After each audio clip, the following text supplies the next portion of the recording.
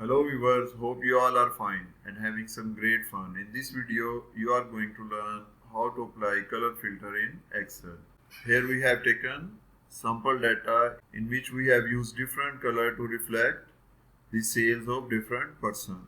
So to apply color filter, first of all you have to select the data, and after selecting data, go in Home tab. Here you can see filter, or you can go in data tab and here is the filter tab. Click on this and you will see the filter icon here. Click on this and here you can see filter by color. So from this list you can select whatever color you want to select. Say I am selecting red. You can see only red sections are here, and then if you select again, go in and select yellow, and only yellow cells are selected. So this is how you can apply color filter in Excel. In the end, please like and share this video and subscribe our channel. Thank you.